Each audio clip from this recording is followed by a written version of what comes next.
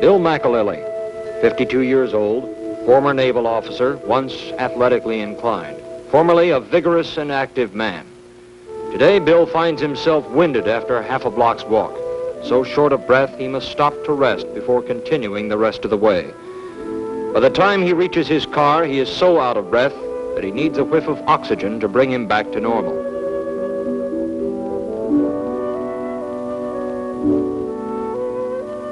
Frank Ossory, former construction worker, spent his spare time hunting and fishing.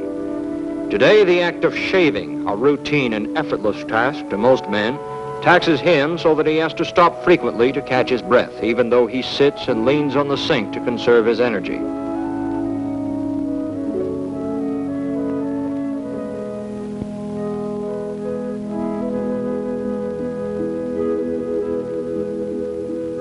Harry Klaus, formerly a farmer, has to go through this process 4 times each day to clear his lungs of accumulated fluids so he can lead a very limited existence comfortably.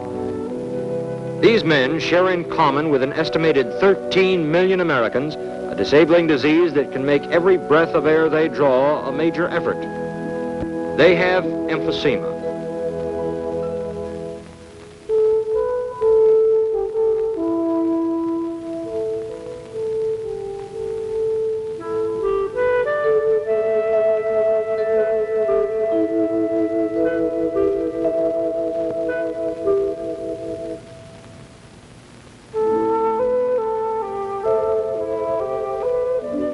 When emphysema strikes, the act of breathing, an involuntary function to healthy people, becomes hard work, sometimes demanding most of the strength the body can muster, leaving its victims gasping for air. Emphysema victims often find themselves drowning in a sea of air, unable to obtain the life-supporting oxygen their systems require. To Bill McAlilly and his family, this is an ever-present threat.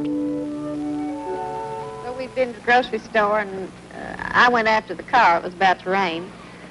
And I picked him up at the door, and we had 2 fairly heavy bags of groceries, which he lifted into the car. And I guess that was it. It just took his breath completely. And I'd forgotten to put the little ball of oxygen we normally carry into the car we drove out here. And I thought I might have to run him by the hospital before we got here, but he got his breath all right. And we made it, but that was one of the worst times I've seen him have lately. Mm-hmm. Maybe it was the humidity. You never really know. Moisture in the air, probably. It's real frightening not to be able to get your breath. I have a tank at home. I have a tank out here with a face mask and a regulator. I have a ball of oxygen that I take in the car with me so that wherever I go, I have access to the oxygen. And I don't need it every day, but the fact that it's there gives me self-assurance, gives me confidence that if something should happen, I have the oxygen available. And that does as much for me, possibly, as the oxygen itself. And, of course, we have learned to live with this. But at first, I was scared to death, frankly, all the time. When Mac would leave the house, I would be like this until he got back, because I was just sure he was going to die before he would get back. In fact, I worried myself into a nice little ulcer during that period. But then gradually we learned what emphysema was and how it affected a person and what we had to do to learn to live with it. So I'd say we've improved considerably in that direction, too. I look big and strong and healthy, but I can't take physical exertion, so people look at me rather funny when I'm walking along and she's carrying the bag, or when we come up to the door and she lets me out and then she walks back. That makes it kind of embarrassing, and I attempt to cover that in many ways by stopping and resting, or stopping and looking at something and just not seeing her doing these things. A lot of times I do that. Bill has taken over a lot of this. She has taken over a lot of it. I don't do anything very much anymore that requires physical exertion. That's probably one of the things that bothers me most. I could do a lot of these things at one time, and now I can't, and it's a rather frustrating experience. It's sometimes disillusioning to think that, well, sure, I can do this, and then I find that I can't. I have to quit. And this is one of the substitutes that I found. I make bedspreads and tablecloths, placemats, afghans. There are a lot of things that can be done that would take away energy that I expended in athletic contests or events prior to this, that I now have to do something that doesn't take that much physical exertion. The absence of oxygen makes me tire very easily. And many times I come home from school, put on my pajamas, have dinner, go right to bed, because that's the only energy that I have. And by doing that, I can teach. Whereas if I tried to do a lot of other things, then I couldn't. I'd just be completely out, completely without energy. He's learned to conserve himself for the jobs that he wants to do and wants, enjoys doing and can do. He spends many weekends in bed, too, but that's fine. By doing that, he's able to go to school and do his work and so forth. What does Bill suspect is the cause of his disease? Possibly smoking, and the fact that we don't know for sure. I had pneumonia twice, and I smoked heavily, so they don't know whether the smoking caused it or whether the pneumonia caused me to have emphysema, but the theory is that heavy smoking caused it. Despite his father's condition and suspicion, Bill Jr. smokes. I thought about quitting a couple of times, but I never have gotten around to it. And I don't smoke in front of him often. Sometimes when we play cards and we're together for long periods of time, I have one in front of him, but I don't know, sometimes when I've done something active, like I play football and bowl, things like that, sandlot, and when I get short of breath, it makes me wonder sometimes, if I might have it or something like that. And at those times particularly, I think about quitting, but in fact, I did quit for about a month, but I couldn't lose the desire enough. How much do you smoke? Oh, anywhere from a half a pack to a pack a day. I don't smoke heavily yet, nowhere near as heavily as he used to smoke. I predict that he'll have it, though. I really think he will. He has some of the same symptoms already that his father has. Sniffly nose, and they both get sneezing spells, I'll call them, and they'll sneeze 15 or 20 times, and then they'll end up with a cold. And Bill does that. So he's very much like his father in a number of ways, as you can see. And I really think he's a good suspect. Prospect, then. I wish he would quit the same way probably that my father wished that I would quit. I think I have more visible evidence, though, of what it could do to you than I had from my father. So I wish he would quit, because I think it would be to his advantage, not only from a health standpoint, but from a monetary standpoint, because it's expensive to smoke, as well as being a health hazard.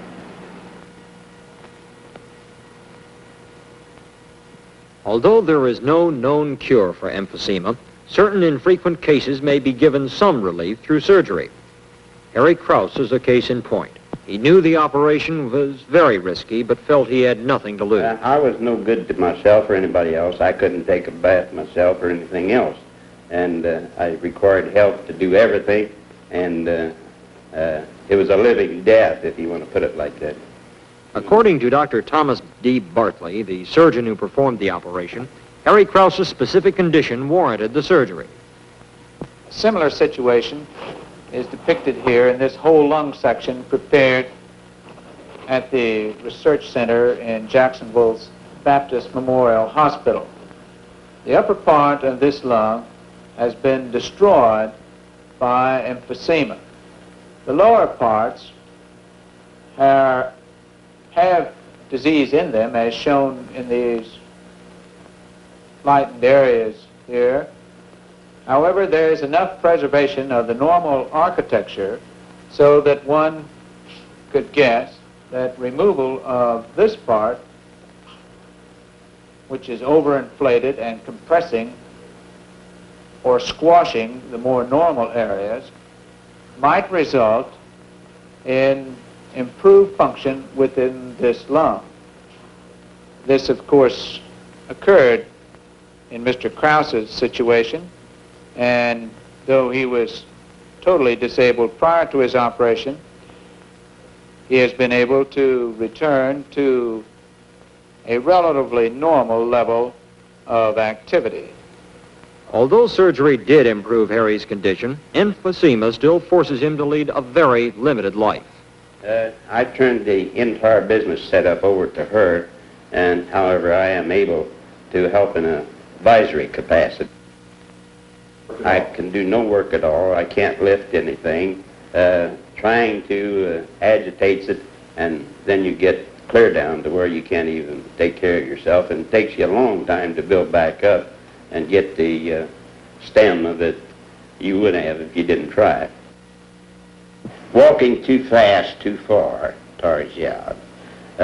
Any carrying, even to the extent of 5 pounds in your hands, tires you out right now, because in my condition right now, it overloads me. I can carry the weight that I've got if I'm very, very careful, but if I add anything to it, like a heavy overcoat or a big pair of boots or something like that, it wears you out. Oh, you have to do a lot of extra work and things that he can't do, and all the taking care of him when he is down. And to live with emphysema, the Klauses have had to make many adjustments. just don't go anymore or do things that you used to do for pleasure, you know. It's staying home practically all the time. You don't have any social life. All the friends that you had that you used to go out with of an evening and things like that, they drift away, knowing the condition and everything. You have friends that drop in on you, and your close relations stick by you, but that's the extent of your social life. You lose all contact of it because you just can't go in public places with anything like this. The doctors advise against it because colds are transmitted, and if I get one, I'm in trouble. For a man who formerly led an active life, slowing down to almost a standstill has its obvious problems. Yes, I was active all my life. In fact, we built this place here ourselves, and all the hard work is in it, we put in it. And we've been that way all of our life. We worked hard and had to work, you might say, for what we got. That's the hardest thing for somebody that's got a lot of ambition to keep from doing is overdoing with something like this, because if you overdo it, you set yourself back to where you can't even get around. You just got to quit everything and go in complete rest. In his battle to breathe, Harry must go through an exhausting effort to clear the fluid from his respiratory system 4 times each day. We take the machine for approximately a half an hour, and that it has medicine in it, and we fill our lungs with that machine. And then after that, we get down on the floor, and my wife pushes on my one side, then the other side, and then my back. So it was the cause of your emphysema? Well, I believe the cause, or I'm sure the cause, was cigarettes. How much did you smoke? Well, one time I smoked about 4 pack a day, and towards the last it was 2 regular. I guess that's partly my trouble. If I hadn't have smoked at that time, probably it wouldn't have been as bad on me. But you just don't do those things. Of course, in those days you didn't know what cigarettes was going to do to you in later life. But now they're beginning to find out. For Frank Ossory, almost totally incapacitated by emphysema for the past 4 years, the routine task of shaving is a major physical effort. Well, the exertion will go through with it. I reckon I just get out of breath so I shave it. And I don't have the strength to stand up to shave. I give out, my legs give out on me. And I sit on that stool, and it's not so comfortable. I guess I'm too high or something. And of course, if I take my arms and lay them on the sink or something and use one hand at a time, it's not quite so bad. But it takes strength. Just moving my arms around take strength, and I don't have too much of it, I guess. So I get tired naturally. While I'm shaving, I take time once in a while and rest for a few seconds, 10, 15, 20 seconds, 30 seconds, and then start again. I get by with it that way. Any exertion takes all my strength away from it. For instance, what kind of exertion? Well, walking, mostly is walking, because that's about the only thing I do. I wouldn't have any energy enough to do any kind of work. I don't even write any letters anymore. Dressing tires me. Stooping over, put on my socks and my shoes. Standing up, put on my pants and bend around, put my shirt on. Well, if I do it slowly, I can gradually go ahead. Probably take me 3 or 4 or 5 minutes to get my pants and my shirt on, and then I won't be out of breath when I get it on. But then when I walk from the bedroom into the kitchen, I can begin to start drinking coffee right then. Of course, my breath is so short, I just haven't got the breath, and that got to where it tired me to eat, even particularly eating fast, to try to chew fast. It actually tired me to talk too long. Well, the worry most that I can't get out and do the things that I'd like to do. Just cooped up in the house all the time. I can't even drive the car anymore. Even with power steering, I don't have the strength. These were jostled up and down the car, it tired me out. We've always enjoyed going on trips so much. And we all used to love to visit our neighbors. And now that's impossible. We don't even get to go to church together. I have to go to the church service in the morning and then come home and listen to the 11 o'clock service with Frank. Just seeing him this way is just the most tragic thing to me. But, and then I used to depend on him so much to do things for me. And now he can't even dry dishes. And I think that's meant a lot in our lives. It's just the idea he just cannot do things for himself or for me, either one, or for anybody else. And he's always been so active and fished and hunted, everything like that, but now he loves to read and look at the TV, but that's about the only thing, recreation that he gets. If I should want to go get in the car and walk to the car, if I walk real slow, I do a whole lot better. If I try to walk fast to the car, by the time I get out there, I'd be so completely out of breath, I could hardly catch my breath. Frank's condition causes his wife a great deal of apprehension. And then it's always so frightening to me at night when I'm here all by myself with him, and I'm always so afraid he's going to get sick during the night. But so far, he's done pretty well about that. But I think that's another thing that's been worrying me, is just the idea that he might need me during the night and I wouldn't know it. Frank, too, cites cigarettes as the probable cause of his emphysema. I was smoking cigarettes, and I guess like 90% of them, I say these cigarettes, I guess, cause me short of breath, but I wouldn't quit smoking. That's just possibly like the average man would. I don't know.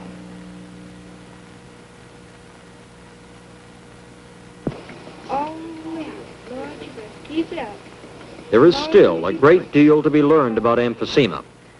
At the University of Florida Medical Center and other hospitals throughout the country, intensive research is underway to develop a cure for this disease, whose victims are increasing in alarming proportions.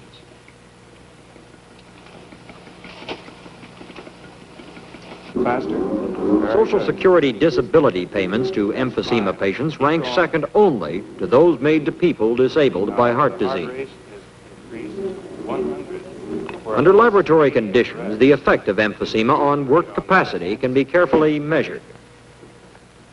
We're following Mr. Ossory's heart rate and breathing rate as he recovers from an exercise load. His ability to exercise against a known load is approximately half a normal person's ability. His emphysema has caused this and is shown by a rapid breathing rate, even 3 to 5 minutes after he stopped pedaling. Emphysema, such as Mr. Ossory has, is a disease of the lungs caused by bronchitis, a narrowing of the small airways, and also a destruction of the lung tissue itself. The bronchitis, or the obstruction part, causes the lungs to overinflate. They balloon up so that a patient is forced to breathe on top of them, so to speak. If we look here, we can see how a normal person breathes quietly. And then when he takes in a deep breath, he can bring in up to 3 liters or over 3 quarts of air and blow out rapidly almost 5. But a person with emphysema is starting at a high point in his lung volume, and he can only take in 1 or 2 quarts. And worst of all, he can blow out only slowly 2 or 3 quarts of air.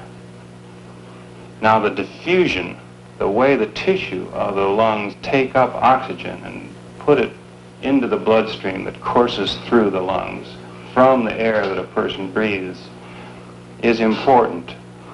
And a normal person's value might be 20. A patient such as Mr. Ossory has destroyed much of his lung tissue and can take up only half as much as a normal can. When a person can't breathe deeply and can't exhale rapidly, he becomes desperately short of breath. He can't work. He is in trouble at home just getting around the house. His ability to support his family is ruined. We can't cure emphysema. We can help patients that have it. They should not give up hope. We can get them to quit smoking and guarantee a certain return in their ability to work. We can also use medicines such as adrenaline for them to breathe and dilate those small bronchial tubes. We give them exercises for posture and to help them bring up the secretions out of their lungs. Many health authorities still refer to emphysema's cause as unknown. Increasingly, however, researchers are placing the lion's share of the blame on a single source. The important way to get rid of emphysema is not treatment. It's to teach children that the long-term effects of cigarette smoking is very dangerous to their health.